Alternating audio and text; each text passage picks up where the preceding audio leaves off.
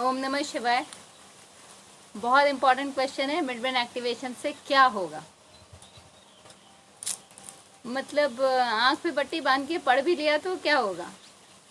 हमें कोई चमत्कार थोड़ी ना दिखाना है, हमें कोई मदारी का खेल थोड़ी ना करना है, हमें बच्चों को कोई तमाशा थोड़ी ना बनवाना है जो हम आंख पे पट्टी बांध के मतलब इस तरीके की चीज़ों में क्यों पैसा खर्च करें या क्यों बर्बाद करें या क्यों इन्वेस्ट करें।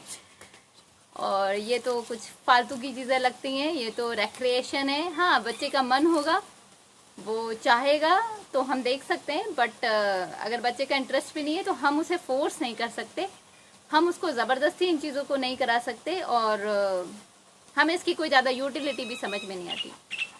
तो ये बहुत लोग हमसे कहते हैं, बहुत सारे क्वेश्चंस आते हैं और बहुत ज़्यादा हमें फ़ोन पे इस तरीके के कॉल्स आते हैं। और जब से भी हमने जर्नी स्टार्ट की है, मतलब लोग नहीं बदले, लोग ऐसे कैसे ही हैं, आज भी वैसे ही हैं। 2012 में भी ऐसे ही थे, 13 में भी ऐसे ही थे।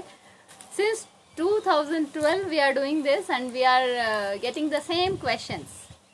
तो आज मेरा मन करा कि मैं आप लोगों से इसी बारे में बात करूं कि क्या होगा।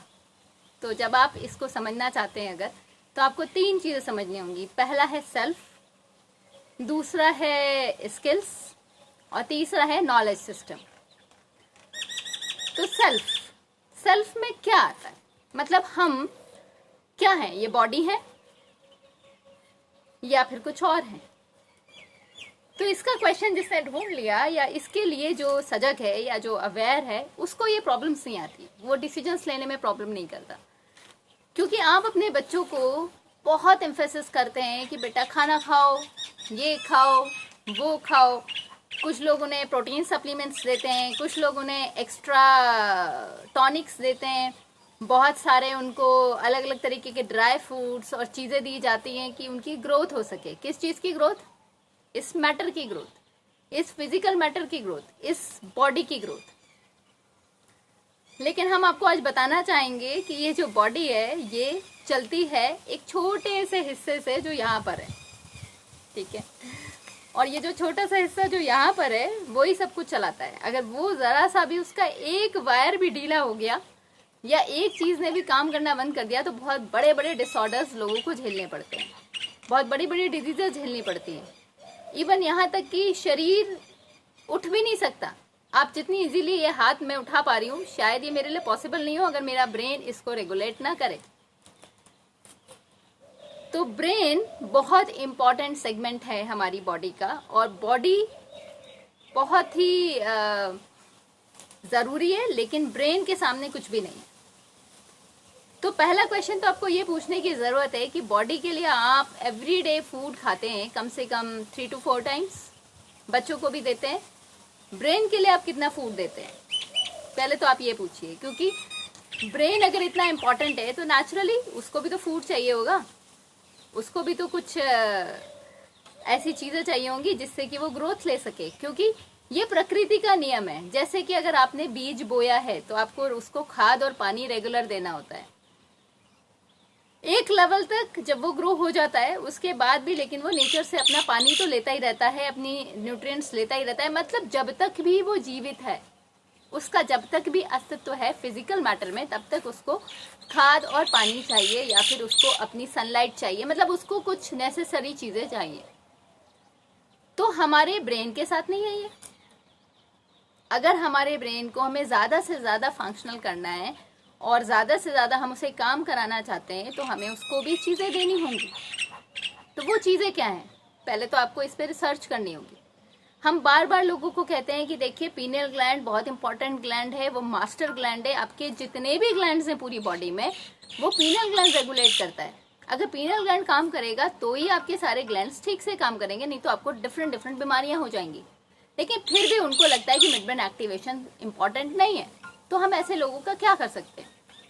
हम उनको बताते हैं कि देखिए ये मेलाटोनिन सिक्रीट करता है, देखिए ये एंटी कैंसरस हार्मोन सिक्रीट करता है, इसकी बहुत सारी फिजिकल यूटिलिटीज़ हैं, ये आपके ग्रोथ के लिए इम्पॉर्टेंट है, ये एनर्जी का संचार करता है ब्रेन में, ये डिटॉक्सीफाई भी रखता है ब्रेन को, ये बहुत ज़्यादा इंट्यूशनल है, ये कई सारे ऐसे एक्सेस, जैसे राउटर नहीं होता उस तरीके से आपके ब्रेन में ये बहुत सारे एक्सेस रखता है यूनिवर्स से। बहुत सारे आपको पहले से इंट्यूशंस हो सकते हैं, आपको बहुत सारी हम चीज़ें बताते हैं, लेकिन फिर भी लोगों को ब्रेन की इंपॉर्टेंस उतनी लगती नहीं है जितनी उनको फिजिकल रियलिटी बॉडी की लगती है। तो ये हमको एक तो समझना होगा, आपको खुद ही अपने आप से ही पूछना होगा कि ब्रेन के लिए क्या हमें इन्वेस्टमेंट नहीं करना चाहिए रेगुलरली। अगर हम एवरीडे फूड पे इन्वेस्टमेंट करते हैं, अगर हम एवरीडे अपनी चीज़ों पे इन्वेस्टमेंट करते हैं, तो क्या ब्रेन इतनी भी वैल्यू नहीं रखता कि हम उसके लिए कुछ रेगुलर इन्वेस्टमेंट करें। तो एक तो चीज़ ये, दूसरी चीज़ ये कि स्किल्स क्या होते हैं।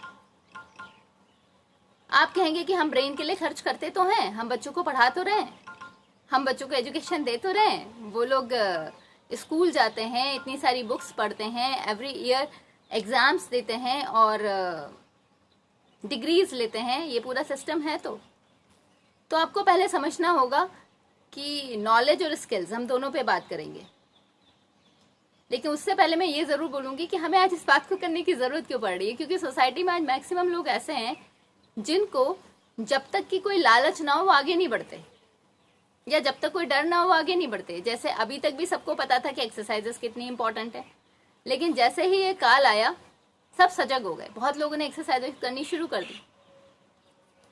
तो ऐसे ही मिड ब्रेन एक्टिवेशन का कितना भी महिमा मंडन कर लें कि बहुत इंपॉर्टेंट है, बहुत इंपॉर्टेंट है, बहुत नेसेसरी है, इसके बिना ह्यूमन का अस्तित्व नहीं है, इसके बिना लाइफ बिल्कुल बदल जाती है, बिल्कुल ही चेंज हो जाते हैं, तो वो प्रूफ मांगने लगते हैं, वो पता नहीं क्या क्या बातें करने लगते हैं, लेकिन उनको इम्पोर्टेंट नहीं लगता। क्यों नहीं लगता? क्योंकि डर नहीं है अभी कुछ, अभी उनको कोई लालच नहीं है। मतलब जब तक ये दो फैक्टर्स नहीं होंगे, मतलब बहुत बड़ा सेगमेंट सोसाइटी का ऐसा है कि नहीं तो वो वही कहता है कि भाई आराम बड़ी चीज़ है, मुंह ढक के सोइए। मतलब एक पोएम भी है ना ऐसी तो ऐसे कहता है, मतलब एक्सरसाइज कौन करेगा सुबह उठ के, लेकिन अब तो सब कर रहे हैं।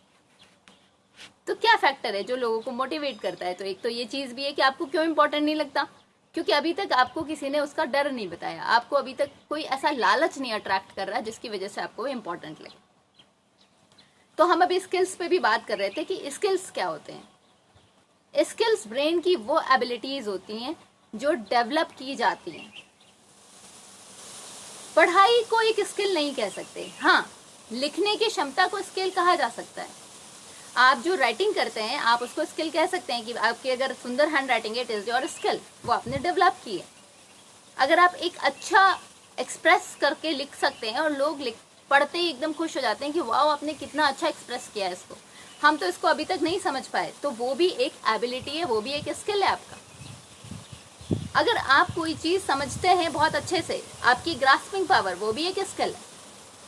आप अगर किसी को बहुत अच्छे से कोई चीज़ समझा सकते हैं बहुत सिंपलर वर्ड्स में, तो वो भी आपका स्किल है। तो ये सब स्किल्स होते हैं। बट अगर आप कोई चीज़ रटते हैं और उसको एज इट इज कॉपी कर देते हैं, it is not an skill, वो स्किल नहीं है। आपने जस्ट अपने ब्रेन के पार्ट को यूज़ किया, आपने उसको मग अप किया और आपने उसको लिख दिया। आपको भी नहीं पता आपने क्या लिखा, आपको भी नहीं पता आपने क्या समझा, आपको भी नहीं पता उसकी प्रैक्टिकल एप्लीकेशंस क्या हैं, आप उसको यूज़ भी करना नहीं जानते। तो अगर ऐसे आपकी लाइफ में चीज़ें घटित हो रही हैं, अगर आपको लगता है कि ऐसी पढ़ाई आपके बच्चे कर रहे हैं, तो फिर वो यूजलेस है। आपको हो सकता है बुरा लगे, बट स्किल्स को गैदर करना ही एक्चुअल नॉलेज है। नॉलेज क्या है एक्चुअल, और भी हम बात करेंगे, बट स्किल्स बहुत इंपॉर्टेंट है। पढ़ाई करना सार्थक है, मैं पढ़ाई के अगेंस्ट नहीं हूँ, बहुत ज़रूरी है, लेकिन जो मैंने बताया कि उसमें भी आपको स्किल्स लेने चाहिए कि कोई भी चीज़ आप सीख रहे हो वो अप्लाई कैसे होगी, उसके यूजेस क्या हैं, उसकी एप्लीकेशंस क्या हैं, उसके कॉन्सेप्ट्स, उसको एक्सप्रेस करना आना चाहिए, उसको जानना आना चाहिए। तो आप कहेंगे कि ये कैसे होगा, हमारे बच्चे तो मेहनत कर रहे हैं, टीचर्स भी पढ़ा रही हैं। तो इसके लिए आपको चाहिए होता है बहुत इंपॉर्टेंट चीज़ जिसको हम कहते हैं सूक्ष्म इंद्रियां, डेवलप्ड सेंसेस। आज आपकी आंखें देखती हैं बट रियलिटी नहीं देखती। आज आपके कान सुनते हैं बट कई बार उन्हें सच्चाई नहीं पता होती, सच्चाई नहीं सुनते वो। आज बहुत सी चीज़ें इल्यूजन है हमारे लिए, हमें नहीं पता कि उसके पीछे फैक्ट्स क्या है, उसकी रियलिटी क्या है। लेकिन हमारे ब्रेन में ऐसे सिस्टम्स हैं जिनको डेवलप किया जा सकता है, जिनको डेवलप करने के बाद आप रियलिटीज को समझ सकते हैं, आप रियलिटीज को जान सकते हैं, आप रियलिटीज को देख सकते हैं। तभी आप इस पढ़ाई को भी प्रॉपरली कर पाएंगे जो आज आप कर रहे हैं। अदरवाइज ये बहुत बड़ा मनी वेस्टेज और टाइम वेस्टेज ही हो जाएगा। Otherwise it will be very fruitful, क्योंकि जब आप उन सेंसेस से इसकी सच्चाइयों को जानेंगे, आप इसके एप्लीकेशंस खोजेंगे, आप इनके ऊपर रिसर्च करेंगे, तो आपको बहुत बड़ी निधि, बहुत बड़ा ट्रेजर, बहुत अमूल्य चीजें प्राप्त होंगी। लेकिन वो आप कब कर पाएंगे? जब आपके पास डेवलप्ड सेंसेस होंगे, जिसमें बहुत बड़ा योगदान होता है मिड ब्रेन एक्टिवेशन का। किसी भी चीज को आप पढ़ रहे हैं, उसको 3D में देख पाना, ये पॉसिबल हो पाता है मिड ब्रेन एक्टिवेशन की वजह से। आप हर चीज का समझने के लिए उसको 3D, जैसे अब मुझे इस प्लांट को जो अनुभव हो रहा है देखकर 3D में, वो शायद मैं इसको ड्रॉ करके ना कर पाऊं। मैं इसको आज स्मेल कर सकती हूँ, मैं इसको आज छू के फील कर सकती हूँ, मैं इसके पास एक अनुभूति कर सकती हूँ, एक खुशी की। इसके साथ कनेक्ट होने में मेरे लिए बहुत आसान है। बट अगर कागज का एक टुकड़े पे ये प्लांट लिखा हुआ था, इसका नाम लिखा हुआ था, सिर्फ नाम लिखा हुआ होता, पढ़ने से क्या मैं समझ जाती कि कैसा प्लांट है? क्या मैं इतनी सारी चीजें, इंफॉर्मेशन गैदर कर पाती? नहीं कर पाती। तो वो जो मैंने नाम पढ़ा है पढ़ाई में, अगर मैं उसका 3D एक्सपीरियंस करना चाहती हूँ, तो मेरे पास वो सेंसेस हैं, but how to access it? It is the way of mid brain activation. आप मिड ब्रेन एक्टिवेशन से उन सेंसेस को डेवलप कर सकते हैं जिससे आप हर चीज को 3D में फील कर पाएंगे, देख पाएंगे, इमेजिन कर पाएंगे। मतलब थॉट से नहीं, जैसे कई लोग विजुअलाइजेशन आजकल करते हैं, नहीं, वो एक्चुअल आपके सामने आ जाता है। वो दुनिया के किसी भी कोने में जो भी उसका जैसे अगर मैंने पाम पढ़ा है, तो पाम का जो भी स्वरूप है वही मेरे सामने आएगा। मेरी मन गढ़ंत धारणा नहीं आएगी कि मैं कुछ भी बना लूं, चिड़िया जैसा बना दूं कि पाम हो गया।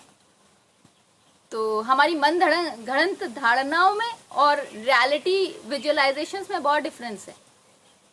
तो 3D में अगर मुझे किसी भी चीज को विजुअलाइज करना है, तो वो है मिड ब्रेन एक्टिवेशन, जो हमारी मदद करता है।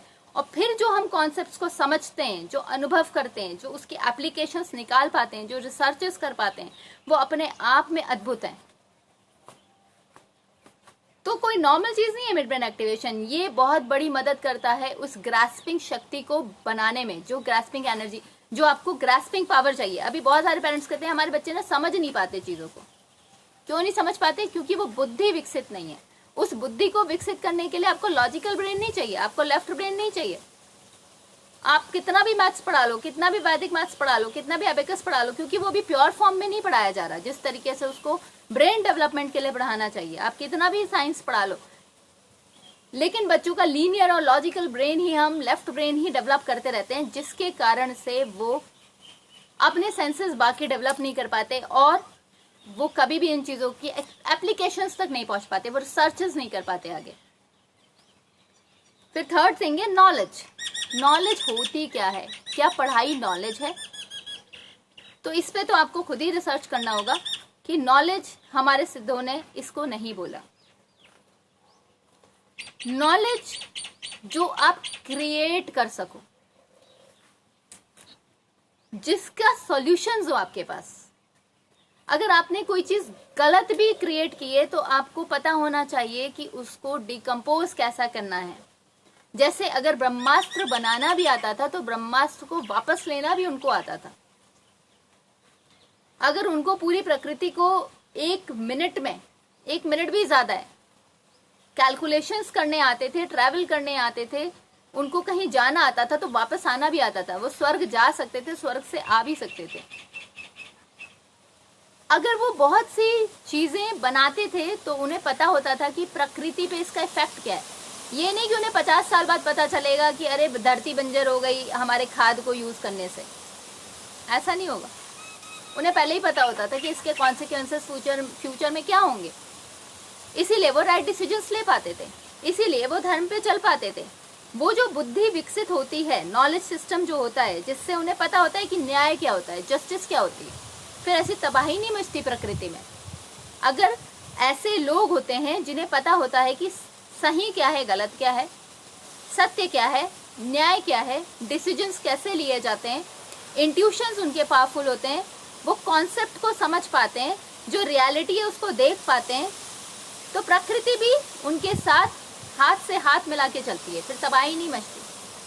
तो मिड ब्रेन एक्टिवेशन एक बहुत बड़ा वरदान है। मेरे बोलने से नहीं होगा, मैंने इसके आपको समझाया कि ये एक नया नॉलेज सिस्टम डेवलप करता है ब्रेन में, जिससे कि ये इन बच्चों की बुद्धि जो है एक अलग लेवल पे ग्रास्पिंग पावर डेवलप करती है, एक अलग लेवल पे न्याय बुद्धि डेवलप करती है, एक अलग लेवल पे डिसीजंस पावर डेवलप करती है, क्रिएट कर पाते हैं ये चीज़ों को, ये फ्यूचर की संभावनाओं को प्रेडिक्ट कर पाते हैं, ये राइट डिसीजंस ले पाते हैं, ये आने वाले टाइम को देख पाते हैं। बहुत सारी डिसीजंस इनके ऐसे होते हैं जो इनको लीडर्स बना सकते हैं आने वाले टाइम में, जो इनको योग्य बनाते चले जाते हैं। क्योंकि अगर आप ये सोचते हैं कि हम सक्सेसफुल पढ़ाई से हो जाते हैं, तो इस पे आप अपनी रिसर्च खुद करिए कि भाग्य भी क्या होता है, पढ़ाई क्या होती है, कर्म क्या होते हैं, डेवलपमेंट ग्रोथ क्या होती है, मानव कर क्या रहा है फिर यहाँ पर। तो ऐसे बहुत से क्वेश्चंस मैं छोड़ के जाऊंगी, मैं आज सारे आंसर्स आपको नहीं देने वाली, बट आपको रिसर्च करनी होगी कि मिड ब्रेन एक्टिवेशन इतना इम्पोर्टेंट है, फिर भी लोग क्यों नहीं करवा रहे, भीड़ क्यों नहीं है, बच्चों के लिए ये मैंडेटरी क्यों नहीं है। हमारी कुछ लोगों ने कोडिंग को मैंडेटरी कर दिया, पर जो चीज़ इतनी इम्पोर्टेंट है, बहुत ज़्यादा इम्पोर्टेंट है, उसको आज तक मैंडेटरी नहीं करा, उसको आज तक कंपलसरी नहीं करा, क्यों? तो ये सवाल आपको सारे ढूंढने होंगे कि क्या कारण है। और ये बिल्कुल ऐसे ही है जैसे मान लीजिए एक ऐसी सोसाइटी है जहाँ सारे लोग अंधे हैं, सारे लोग, और वो बड़े खुशी खुशी रहते हैं, वो अपने सारे काम भी कर लेते हैं, उनको पता है कि जगत ऐसा ही है, मतलब उनको पता ही नहीं है कि आंखें भी कोई चीज़ होती है, दृश्य भी कोई चीज़ होता है, बस उनको वही लाइफ सब कुछ लगती है और सारे एक जैसे हैं। तो ऐसे सोसाइटी को, ऐसे लोगों को ये बताना कि आंखें बहुत ज़रूरी हैं, आंखें होने के बाद आपकी दृष्टि बदल जाती है, आंखें होने के बाद आप बहुत कुछ देख पाते हैं, आंखें होने के बाद आपकी लाइफ बहुत खूबसूरत हो जाती है, आंखें होने के बाद ये हो जाता है, वो हो जाता है, बड़ा ही मुश्किल है। तो वही मुश्किल आज हो रही है लोगों को समझा पाना कि मिड ब्रेन एक्टिवेशन कितना इंपॉर्टेंट है, क्योंकि हम उन लोगों को समझा रहे हैं जिन्होंने कभी अनुभव नहीं करा मिड ब्रेन एक्टिवेशन को, जिन्हें पता ही नहीं है कि अति इंद्रिय क्षमताओं की पावर क्या है, जिन्हें पता ही नहीं है सूक्ष्म इंद्रियों की पावर क्या है, जिन्हें पता ही नहीं है कि जब डेवलप सेंसेस होते हैं तो लाइफ क्या हो जाती है। तो उन लोगों को समझा पाना रियली मुश्किल होता है, पर आशा है इस वीडियो से कुछ लोगों को तो वो प्रेरणा मिलेगी कि वो आने वाले भविष्य के लिए, अपने बच्चों के लिए ज़रूर कुछ अद्भुत करने का सोचेंगे और उनको एक खूबसूरत लाइफ देने का डिसीजन लेंगे, निर्णय लेंगे।